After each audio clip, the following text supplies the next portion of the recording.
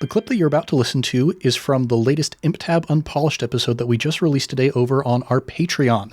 If you like what you hear and you decide you want more, all of our patrons, starting even at the lowest tier, get access to the full episode in audio and video format, as well as our entire backlog of bonus episodes that we've recorded up to this point. You can head on over to patreon.com/improvtabletop to learn more and see all the different rewards available there. Now, on with the show. All heading your way down to the feast hall. Awesome. And as you crack the door open, you can see that there's already conversations going on. The crowd is up in kind of a fervor at this point. And you can see one of the councilmen is up at the top trying to get some, trying to calm the people down a little bit. And you see there is a very, very large, like barrel-chested man up there who's got a huge hammer strapped to his back. Looks to be an authority figure of some sort. And just a whole crowd of people here in this feast hall. And Freyr, you actually notice pretty close to the entrance as you guys walk in, some people that you recognize. You see Master Aldred, the apothecary, and his daughter Bridget. No, he's not his daughter, his assistant Bridget. Yeah, Bridget. Yeah. Oh, hi, Bridget. Oh, hi, Bridget. I did not hit her. I did not.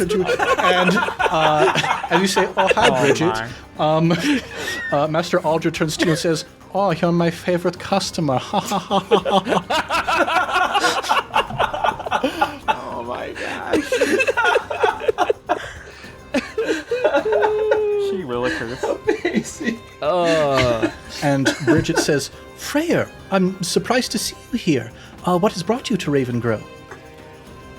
Yeah, so you know Petros, the dead man? Ah, yes. And as you say Petros, you see Master Aldred, he's just like, oh, what a schmuck, that guy, I'm glad he's dead, ha ha ha ha. But Bridget says, yes, he was a very kind man, and we mourn his loss. Yeah, and I give Aldred the evil eye. Yeah, well, he was a friend of mine, and so I came to see his funeral. I just patted the top of the grave. You know how we do. And so now we're here because they're having some big meeting. And then tonight we're going to go up to the Harrowstone prison and figure out maybe how he died. You know, we want to make sure that it doesn't happen to other people. We want to protect our other friends. Oh, you're here to help solve the problem of all the crazy stuff that's been going on. Yeah, that's the plan. You know, someone's got to do it. And Master Aldred is like, yes, someone ought to do it. If only that Ox squad was back in town. Ha ha ha. Listeners who are not watching this, the look on Christian's face. As soon as he says Ox squad, my face just, it's like, no, I school my emotions so quickly, just deadpan face. Yeah, you know, Agnar's a real hero and stuff. Yes, Agnar, the Ox Kid, and his wonderful crew of friends. They came in here and they were so charismatic and charming. Ha ha ha. Boy, nobody has anything negative to say about Agnar. Boy, isn't that always good to hear? Oh boy, I feel great about that. I'm going to the front of the room now to listen to the big guy talk. Don't hit yourself on the way out. Ha ha ha ha ha. And Aldred is almost as bad as Agnar, I swear. I'm going to follow behind Freyr and just take a cat off of my shoulder and pass it to him. Here, darling, this will help calm you down. Yes, I'm just I'm just aggressively like petting its back, and it's like kind of trying to scratch me, but I'm just, doesn't actually want to be held. I don't care. I need a soft purring thing. Mm-hmm. So yeah, you make it towards the front of the feast hall at about the time Councilman Hearthmount. By about the time he's managed to calm everybody down, and he's like, all right, well, here's what we know about the weird stuff going on in town. Nothing is what we know about the weird stuff that's going on in town. And you folks yelling at me about it isn't going to fix anything. And there's this one person up near the front who says, "But Councilman Hearthmount, it's terribly, terribly disturbing to wake up every day and see in a new part of town the letters written in blood. It just keeps getting longer and longer. First it was just a V, then it was a VE, and then it was a VES, and it just keeps getting longer and longer. Every day we wake up and there's letters written in blood all around the town." VES? Yes. And The fastidious broken, run-down, burnt house prison. We're going to spell out the whole description, yes. Oh no. yes, by this at a point, time. last time I checked this morning, it was VESOR. Wow. And I turn to Chotek. You're really good at a language. Do you know what Vesor is? Yes. It's Your pause gives me concern. yes. It gives you pause, you might say? I'm good at this. Vesor is a curse. Would you like to spout Oh. lore, Chotek? Yes. Yeah. All right. That's plus wisdom? Question mark. Plus intelligence. Okay, I got a 9.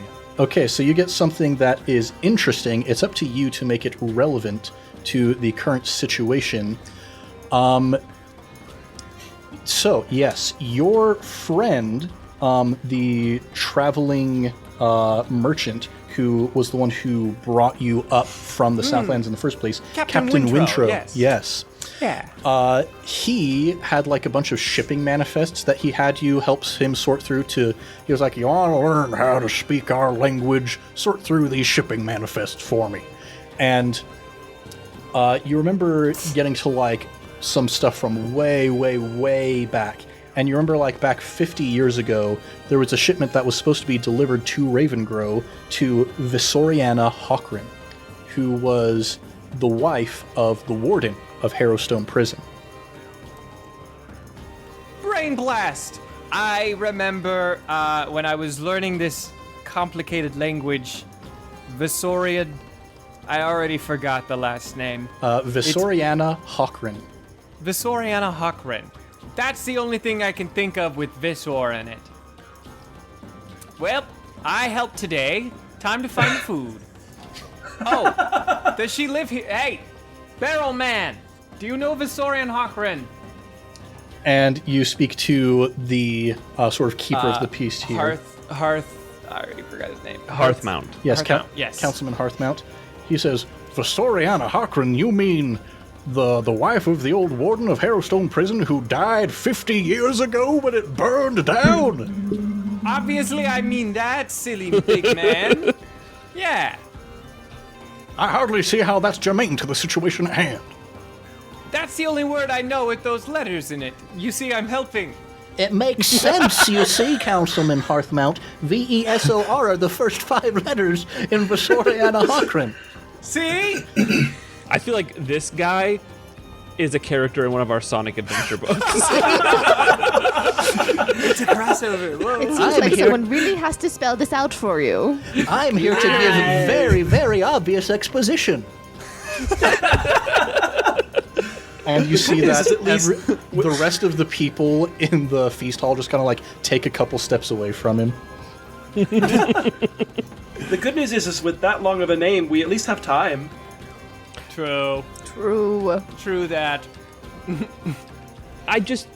Letters written in blood. I don't know that we should necessarily take Sorry. as much time as the whole name would take. Blood isn't that funny either. Maybe something bad happens when it's all written out. Or, I don't know. I think, you know what? He might be onto something. This reminds me of the MO of the Splatterman. What? Splatter What is Man. that? This town has a serial killer too. Do Don't tell. like a splatterman, tell me. there everything. were many serial killers who were confined up in Harrowstone Prison 50 years ago when it burned down. And Councilman How did a Hearthmount small is... town like this have so many serial killers? I really think you guys need more of like a psych ward instead. And Councilman Hearthmount says, "We don't have time to give people mental health care. We just put them up in the prison." And by this point, you see that tensions, like emotions, are starting to get riled back up at this point. And those of you who are a bit more magically inclined, which I guess is all of you, you are all magical characters. Yeah. I guess Halohi in particular, like you all notice that there's kind of a shift, kind of like a wave that passes over the feast hall. And Halohi, you notice that from the central fire, where like the meat is roasting, people are going and grabbing food, things start churning around inside of there. Ooh, Whoa. nifty. Okay. I don't know what to do. Do I put it out? That fire's not supposed to do that unless I'm doing something to it. Yeah.